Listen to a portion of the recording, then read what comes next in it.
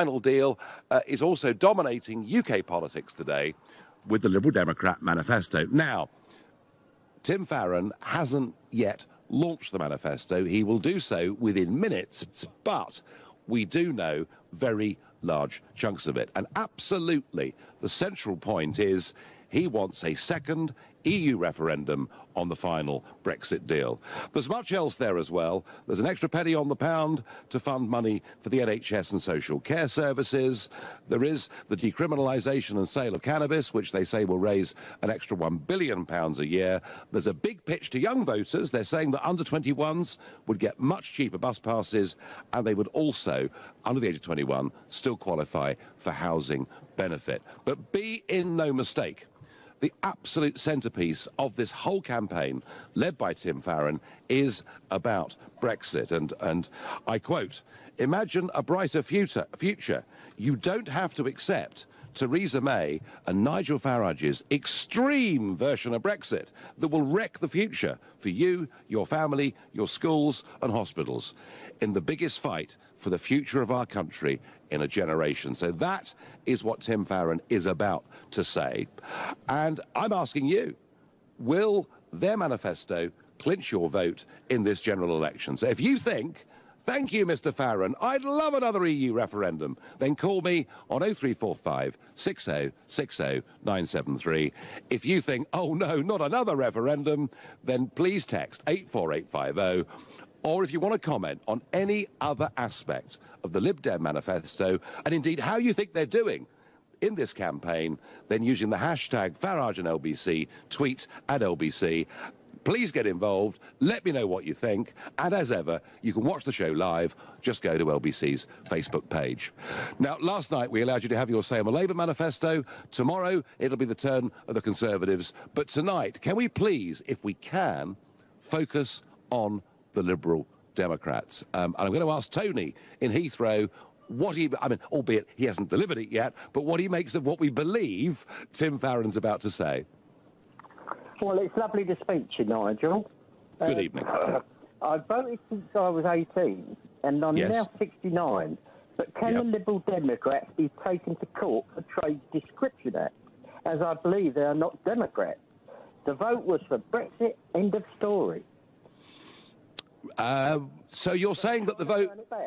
Well, OK, let me try and play devil's advocate, if I can. I have to confess on this subject, tough for me.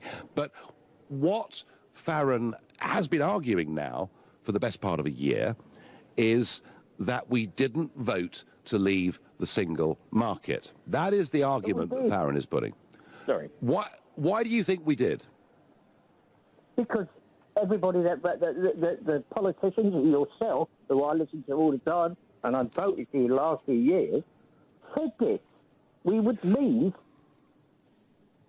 Well, Tony, I have to say that I agree with you. And I'm going to put it out there to any Lib Dem supporter or MP or anybody, because actually, Tony in Heathrow, and I thank you for your call, Tony is right in this sense that every single major player on both the Remain and the Leave side said that if we vote for Brexit, we'll be leaving the single market. And those of us on the Brexit side thought it was a good thing, and those on the Remain side thought it would be a disaster. And in fact, Tim Farron thinks it's such a disaster, and I'm going to quote this again. He says that Brexit and leaving the single market will wreck the future for you, your family, your schools and hospitals. So I have to say, I might not agree with Tim Farron, but it's strong language, there's a lot of passion, and without doubt, Tim Farron does try hard, very hard. Some would say too hard, but he's been going all around the country on that coach, and to be fair to him, he actually goes and meets voters, and I rather like that. We're staying in Heathrow, but we're going to Matthew now. Matthew, good evening. Does this Lib Dem manifesto help their campaign? Well, basically, Nigel, evening. I'm Remain accepted we've got to get on and get a better deal with Europe. But basically, Theresa May said, this election is about Brexit. So this is the second referendum we're having. Basically, I'm going to be voting for the Liberal Democrats because I want to have a coalition government. so we could get more people involved in the negotiations. And because the most important thing is we've got to get that free trade deal with Europe, because we're not going to get any free trade deals with the rest of the world and just turn our backs to the whole of Europe. We've got to have more parties involved. Well, as far as the rest of the world's concerned, Matthew, you know, there are countries queuing up saying they want a free trade deal with us. African countries, the American administration, etc. As far as the EU's concerned, well, I'll talk about that after the 7:30 news, because that was really the centrepiece of what we were discussing in this Parliament today. And you're quite right. I mean, the ideal position would be that we would have a tariff-free deal with the European Union, such as the one they've just negotiated with Canada. Whether that's possible or not, we'll discuss a bit later. But can I ask you, Matthew, did you think the coalition from 2010 to 15 was a success? Well, I mean, I think the Brexit issue wasn't on the table then, and I mean that we've got to get that right. And I mean, I think, you know, really all the UKIP supporters should try to vote for UKIP. I mean, I want more people involved, more MPs, and really everyone. It should be a cross-party affair. The Brexit negotiations. The first referendum was cross-party, and you know, Theresa May is just trying to sort of make political gain, and you know, that's why she's not going to be getting my vote this time. And I'm hoping, you know, everyone will vote for, you know, whatever MPs in their area what's got a better chance against Conservatives. So I want to reverse the decision. I mean, I think we're going to leave, but we've got to do that deal. You know, we can't walk away with no deal. I mean, that's the disaster. No one from the rest of the world we're not going to get a free trade deal with the rest of the world and just turn our backs with all the work. Because if we get a free trade deal with Europe, then basically, if we do another free trade deal with another country, they've got to also at the same time do it with Europe. Otherwise, it's not going to work. We're not going to be able to deal with America. Matthew, Switzerland have got more free trade deals around the world than they've negotiated in their own right as a relatively small, though prosperous country, than we've got as members of the European Union. So I wouldn't be negative at all about our ability to do deals with the rest of the world. But you are a switcher, aren't you? You're switching from Tory to the Lib Dems in this election.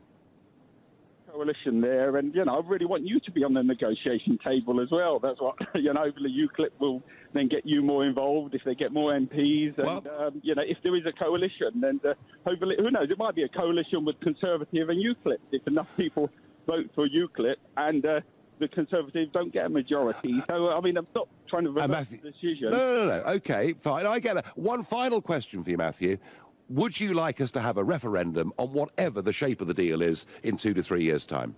Well, no. I mean, I think if it's a cross-party, we got all the main parties at the table, and we get the best deal we can, as long as we do get this free trade deal with Europe, and then we can build on that with free trade deals with the rest of the world. But okay, well, as long as we're not paying, if we're paying, you know, we're going to have to pay to get this free trade deal. If it's less than we're paying now, it's a good deal. I mean, obviously, we want to pay as less as possible. We're already out of the Euro, Schengen, so, you know, we've got to work together, everyone, to get this free trade deal with Europe. Matthew, I like your collegiate approach to politics in the middle of a tribal election campaign. You've risen above much of the argument out there, and I thank you. Trevor, in Wembley, does the Lib Dem manifesto impress you? No, it doesn't, especially this idea of decriminalising cannabis. I mean, what irresponsible thing to even suggest. I mean, you know, we don't want, I mean, you know, we got enough problems in this country with people drink driving and so on, you know, and taking other drugs. But the idea of, you know, allowing people to basically just get stoned whenever they want. You know, I expect so much more from a political party. You know. Okay, and plus they're just doing this just because they want. It's a clever way to get more, you know, tax revenue. You know. Well, it would get some tax revenue.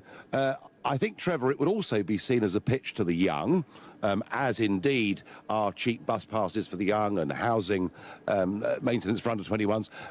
But I mean, several states in America have now decriminalised cannabis. You can buy it in Portugal freely, you can buy it in Switzerland freely, but what you're really saying is you don't think that's right for our country. Yeah, it's not right, because what we should be aiming towards is to a drug-free, to try and, help people to stop using drugs.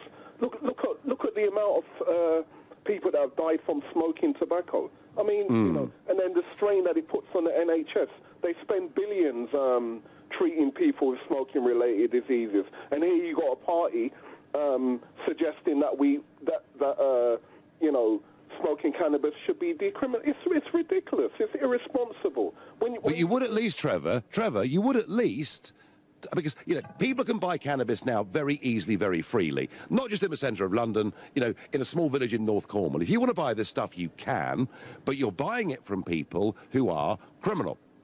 And there is an argument, Trevor, that if you sell it in the local pharmacy or a registered shop, that actually you control the quality and you take the criminals out of it. That is the argument, Trevor, for decriminalising. Yeah, but, you got to think about young children as well, Nigel. What sort of country do you want them to grow up in? A country where everything is just, all the things that were bad for a long time are suddenly becoming acceptable, Okay. No, Trevor, I get your passion in this. Can I just ask you something? If the Liberal Democrats had not put this in their manifesto, would you have been tempted to vote for them? Only if they say things that, convince me that they take, governing a country seriously. I can't take a party seriously if they're going to come up with an idea of legalising cannabis. And one last quick question, Trevor. Do you want to see a second referendum on our membership of the European Union when the negotiations have concluded? Well, yes, because a lot of people want to stay in the EU, yeah. So I do, yes. Okay. No, Trevor, thank you. So, Trevor, very much a caller there who is attracted by the Lib Dems' main policy, but somewhat put off by the pledge on cannabis. Last night we allowed you to have your say on the Labour manifesto. Tomorrow you can say what you want to say on the Conservative manifesto. Tonight we're focusing on the Lib Dem manifesto. You're listening to the Nigel Farage Show, exclusive from Tim Farron. What can I say? Well, have to be honest, he got the audience laughing. There was a bit of humour, there's a bit of self-deprecation, and that's good. And there's certainly passion. But actually what he was saying was that it wasn't just leaving the single market that worried him. Actually leaving the EU worries him, full stop. He wants us to have a second chance to perhaps reverse what we decided to do last year. The one very condescending bit was that not all of us that voted for Brexit are bad people. Well, thank you very much indeed for that, Tim. But so you can see that the Lib Dem pitch, and yes, there are lots of other things in the manifesto. I talked about some of them. There are others. They want to end the 1% public sector pay cap. They want an extra $7 billion put into education. They want a ban on the sale of diesel cars and vans in the UK by 2025. So there are lots of other policies here. But Brexit is at the centre of it, fighting to keep Britain in the single market and to have that second referendum and to avoid Theresa May and Nigel Farage's extreme version of Brexit. And I wonder whether Cameron in Pimlico is influenced by that. Good evening. Hi, Nigel. Hi. I'd like to kind of try and play devil's advocate without, whilst attempting to not reveal my party's preference. Okay. Surely a second vote only provides clarity on the decision and confidence on the decision, whether you're for or against. I know plenty of people on both sides of the discussion, plenty of people who, knowing now how Europe has reacted to our first referendum and knowing how it's being handled, would rather leave because they've had an entire year of information. So whether you're for or against the referendum, a second referendum is surely the most democratic act that we can do to finalise and firm up the decision. If the second referendum votes to leave, that just puts confidence in every single person who took part in that campaign, because they know that it wasn't just a one-time fluke, it was a decision the entire country made to leave. And if it's for or against, those people who voted to leave now have a chance to make their argument. It's an entire Cameron. Cameron, there is a long tradition of this, because the Danes voted against the Maastricht Treaty back in the early 1990s and were forced to vote again. Twice the Irish have rejected European treaties and been forced to vote again, and that's what I see certain pro-EU political voices trying to do with us. Let me tell you, Cameron, what I think the problem is. Let's say that the Lib Dems didn't win the election, because that's not going to happen, but let's say that we're back to 2010. Let's say the Lib Dems can go into a coalition government. Their price of going into that coalition would be a promise of a second referendum. As soon as a British government puts that on the table, there is then no incentive for anybody in the European Union to give us any deal of any kind whatsoever, because they'll think that if we get an absolutely zero deal, that we'll reverse our decision in 2 years' time. And that's what I think, and I challenge you, Cameron, or anybody to tell me I'm wrong on that.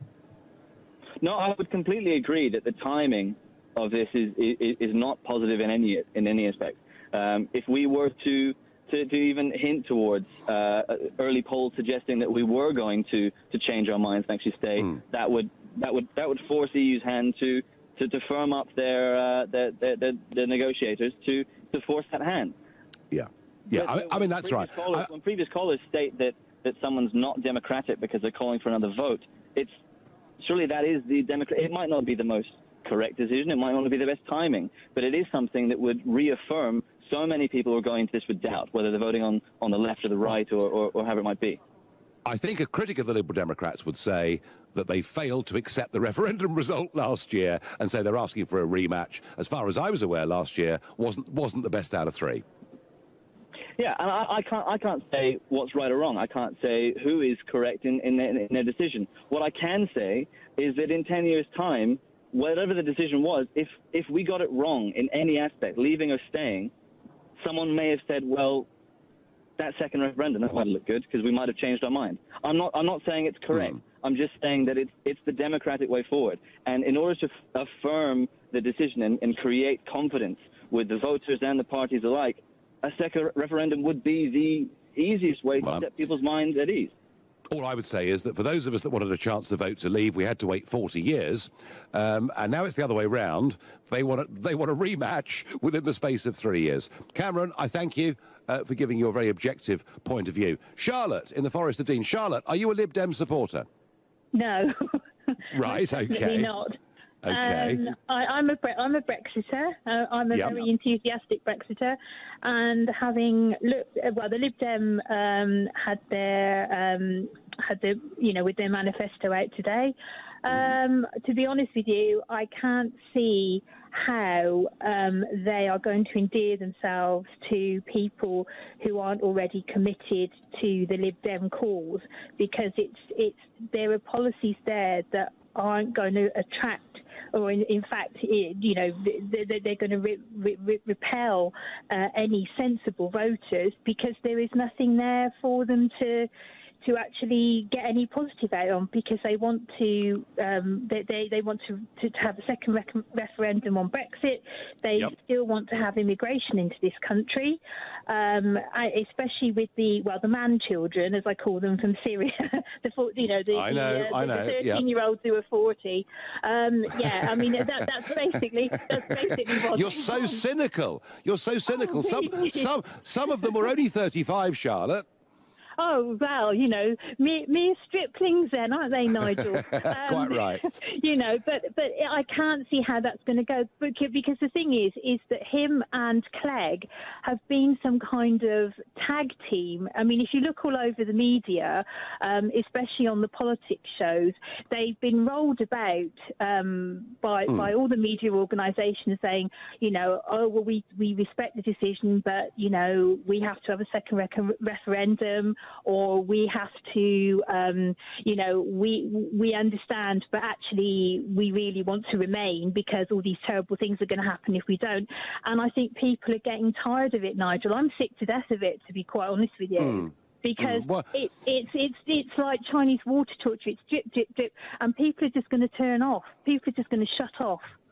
So do you think, Charlotte, I mean, the Liberal Democrats were hoping for, expecting, and one or two early opinion polls showed they might be having quite a big bounce in the opinion polls. Right at the minute, if we believe the polls, that doesn't appear to be happening. So you're basically saying that you think this manifesto will put off as many as it will attract. It's not going to attract people like myself. Okay. Who want completely out, because it didn't say on the form, leave, but we're going to remain in a single market. It was either leave or remain, and as far as I'm concerned, leave means leave. Get out. Charlotte, to leave. Charlotte, I can't really argue with that, can I? Coming from where I'm coming from, I think it was fairly clear as well. Charlotte, thank you very much for your call. Jeremy on Facebook disagrees with Charlotte. Jeremy says, excellent, well thought out plans, well done the Lib Dems. Paul says, liberal non-democrats are playing the long game.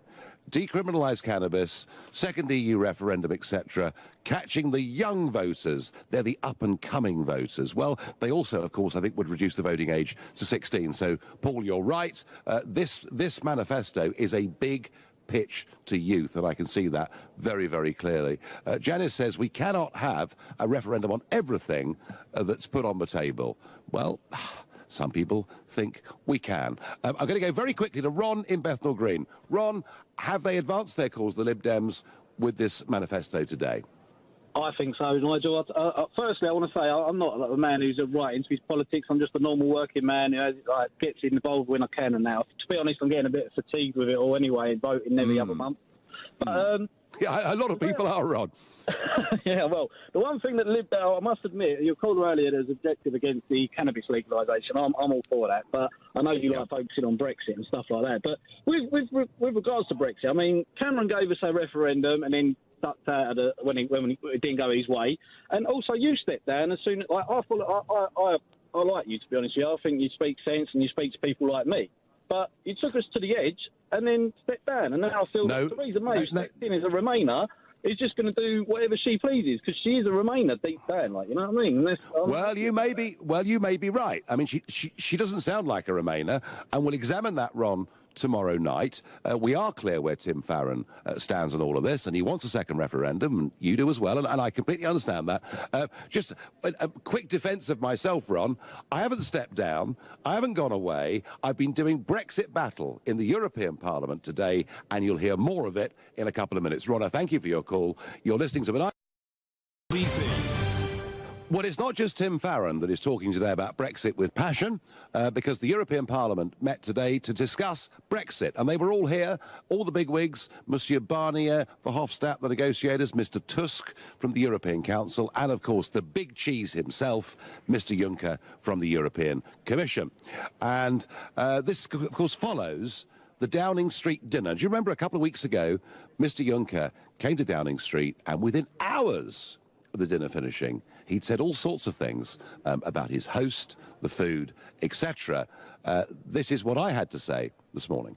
Imagine you invited a very important guest round for dinner, and you made all the preparations, and there were some very important confidential conversations that needed to be had, and you thought everything had gone well, and yet within hours your guest had told the outside world that you, the host, were deluded. And then all the contents of the conversation were blabbed to an opposition newspaper, and to add insult to injury, you say the food wasn't actually very good either. I don't know, Mr Juncker, whether this is how you carry on in Luxembourg. I doubt it, because in any other part of the civilised world, frankly, that behaviour would be considered to be bloody rude. Your attempt to bully the Brits through this negotiation is not working. Well, I have to say that it's very difficult here because, basically, they're in denial. Even though we voted to leave, even though we've triggered Article 50, they think that if they play hardball with us, if they make a series of totally impossible demands, that actually Brexit won't happen and the voice of Tony Blair and Tim Farron will come through. And I do stand by what I said. I think what he did to Theresa May was a terrible, horrible, damning insult. But please, any listeners that think I'm wrong and think that what Mr Juncker did post that dinner was right, do let me know. And this is really, in a sense, what I'm saying about Tim Farron, that if we had a government or a coalition government that was promising a second referendum, we would play even more into that agenda of don't give the Brits a deal, because then they'll have a second referendum and they'll reverse the first one. I feel very strongly that that's where we are. I wonder what Aaron in Sevenoaks makes of all that. Yeah, good evening, Nigel. Good evening. Tim Farron, good evening to you. Tim Farron has said that he didn't vote to come out of the single market. Now, well, okay, that's fine. Well, let's give him this one. The secretaries, under the Referendum Act, the Secretary of State was obliged to put a document before Parliament, publish a document and put it before Parliament, which outlines the information about membership of the EU. Now, he did that in April of 2016. Now, that document having gone before Parliament, Tim Farron must have known about that document because it's a legal requirement.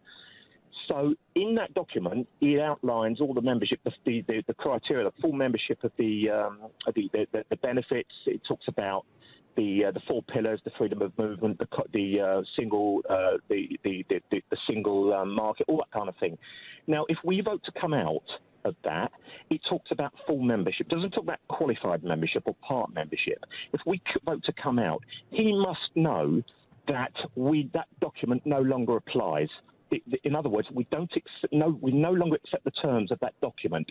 So therefore, what he is saying is, I didn't vote to come out, but he must have known the criteria. If he hasn't read that document, the question I would put to him is, why not? Well, on his never-ending coach tour of the country, which I compliment him for, I hope he comes to Sevenoaks, and I hope you get the chance to ask him that. Look, I think he's in denial as well, isn't he? I mean, he makes his points about the single market, but he said in that speech, and we heard the clips of it earlier on the show, he regrets the decision. He's not accepting of a democratic vote. He regrets it, and he actually wants to reverse it. Well, but it's in black and white. I mean, it's in the act. The Secretary of State, fully complied with what he had to do. He put the document before Parliament on, I think it went in April of 2016. Now, if you read that document, it is information about the membership, which includes all the 4 pillars and all the other ancillaries that go with it. Now, he must know that document is in existence. He must have read it, and he must know that full membership means full acceptance of the terms of that document. If we are no longer full membership, it's a redundant document, and we start again, which is exactly what the Prime Minister is doing. Which is exactly what the renegotiation is all about. Aaron, I thank you. Factual, and I believe absolutely correct. By text I get, why doesn't Tim Farron accept the Brexit vote? God knows the PM outlined what was at stake before the vote. The people can't keep voting because he doesn't like the result. And that's what Joyce from London says. And on Twitter I get, we voted. That is a decision. If we are forced to vote again, then surely a vote doesn't count. Frank says on Facebook, Tim Farron is an opportunist who has little faith in his own policies. Liberals are no Democrats, nor liberal, as they continue to want to ban things, including free speech. Well, actually, Frank, is he really an opportunist?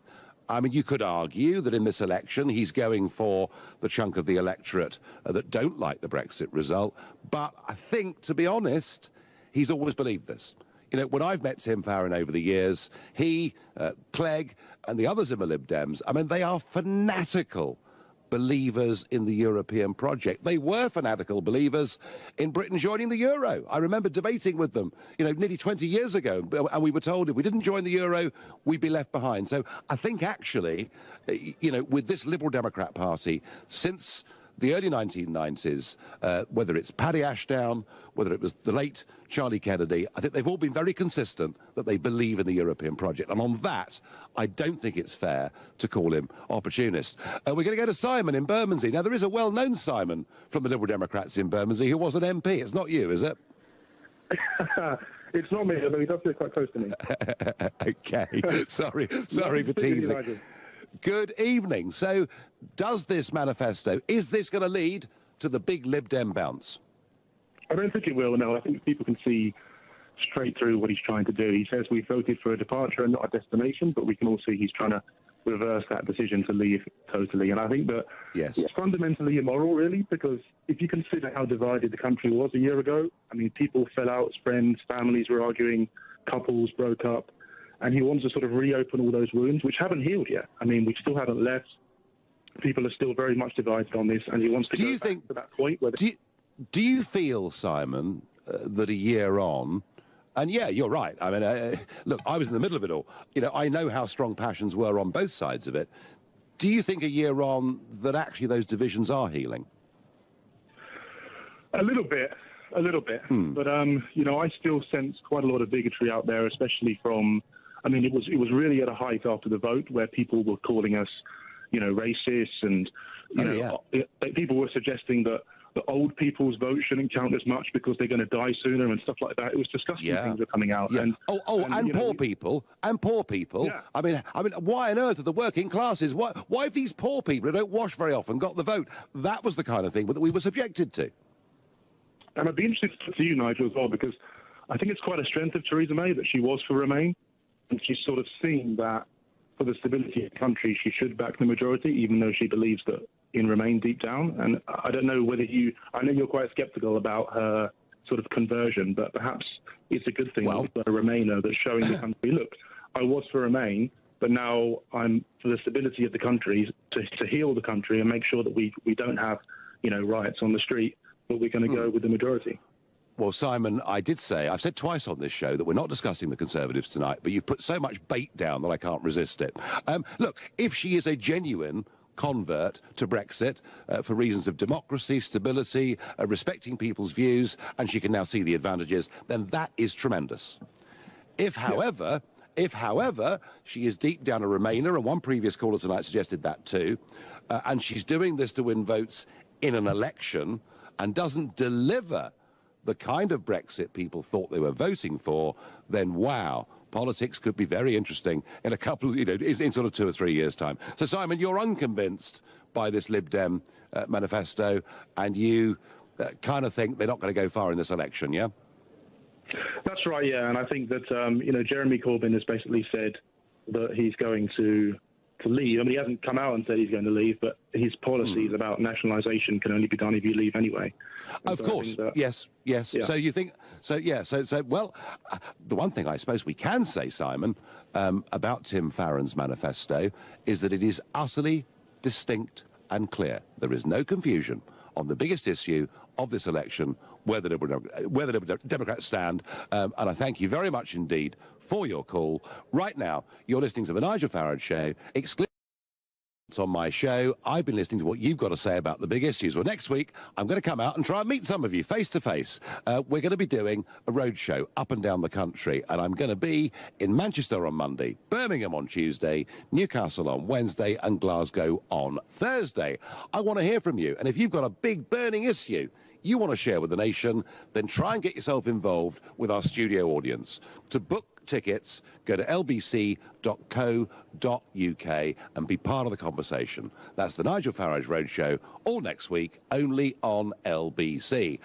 Back to our main theme of today, which is the European Union, and it's Tim Farron's very passionate belief that leaving the EU, and particularly leaving the single market, would be an absolute disaster that will wreck the future for you, your family, your schools and your hospitals. And he's saying, vote for me, vote Lib Dem, and we will give you a second referendum at the end of the Brexit talks. And that is his big pitch. There are many other policies too, but that's his big pitch to the British people. I'm going to ask Victor in Dorking whether he's convinced by that and whether he's going to vote for it. I certainly am not, Nigel. Right. Nice to talk to you. Thank you. Unfortunately for poor dear old little Timmy, Mrs. Gina Miller has shot his fox. Right. Because Lord Panic, when arguing his case in the Supreme Court, insisted that the reason an Act of Parliament was needed to trigger Article 50, and therefore us leaving the European Union, was that the decision was irrevocable. And the Lord Neuberger and the majority decision accepted that. They said that once we triggered Article 50, we would be leaving the European Union, and that is why we need an Act of Parliament to trigger it. They did say that. You're absolutely right. Yes, you're absolutely right. So is Tim... He can shout and scream as much as he wants. There's nothing he can do about it. Yeah. Even if we had another referendum, we'd still have to leave the European Union because the triggering of Article 50 and leaving the European Union are both irrevocable. And in fact, the Attorney General actually agreed with that as well. I mean, Victor, nothing is irrevocable, forever, obviously. But yeah, for this realistic period of the next couple of years, we have triggered it. I agree with you. It's part of our treaty deal with the European Union. It's pretty difficult to see that being changed. Although I would say to you, Victor, that there are people here in this organisation who would be very happy to see a referendum, very happy to see the UK reverse its decision. And here's one of the reasons why, Victor. The UK economy is bigger than the 20 smallest countries' economies in the European Union. So the impact on the size of a single market isn't like one country leaving, it's in some ways like the 20 smallest countries leaving. So I do think, Victor, they could change their minds over here too. Do you see what I mean? Yeah, but they call us Treasure Island anyway, don't they? They do. Yeah. So I think all this nonsense and fear-mongering that's still going on by the what I call the extreme Remoaners, it's basically sour grapes. But Victor, what's wrong with you? Tim Farron is saying it will wreck the future for you, your family, your schools, your hospitals. I mean, where's your heart, man? Oh yeah, I'm a retard, aren't I? I'm a uneducated retard. Victor, I'm afraid I really do think you are, but I thank you for your call. James in Clapham. James, good evening. Does the Liberal Democrat manifesto make you feel more inclined to vote for them? Good evening, Nigel. No, Nigel, they remind me of basically the Japanese soldiers that were fighting in the Asian jungle 30 years after the war had finished and nobody told them what had happened. They'd lost. Now, that is hilarious, James, that you've said that, and let me tell you why. That was somebody said to you at the Oxford debate with Mr. Clegg? That's right. I did an Oxford Union debate, and it would have been February 2016. And on the other side, Mr. Barroso, the former European, so Juncker's predecessor from the European Commission, and Nick Clegg. And the mood in the room was overwhelmingly Remain. And all the predictions in the press, the pollsters, the bookmakers, was that Remain would win and win comfortably. And Clegg said to me, he said, Nigel will become like, when he loses this referendum, a Japanese soldier stuck on a Pacific island, not recognising that the war is over, whilst the rest of us get on with our lives. So it is, you think, James, now the boot's on the other foot, do you? I do indeed. And to be honest with you, Nigel, the manifesto is a joke because they're not going to win. They're not going to go into coalition. What is the point of drafting that book of fiction? Well, hang on. They did go into coalition, didn't they, in 2010? Well, they did in 2010, so we can't write it off as a joke. I mean, I know the opinion polls have changed, but they were, up until 2 years ago, in coalition government, and there was a Liberal Democrat deputy prime minister. So we can't write them off completely, can we? We can, because basically when they were on when they were on Daily Politics this morning, he asked him to cost it. He said, "I can't cost it over a parliament. This is what we want to show the British people where we are going in the next 5 years." What a joke, James. The Liberal Democrats are not alone in struggling with their costings in this general election. But no, your view is clear. I thank you for your call. Robert in Newton Abbot, the West Country, which the Liberal Democrats are talking about as a big potential target for them. Do you think this manifesto will make people in Devon and Cornwall more likely to vote Lib Dem?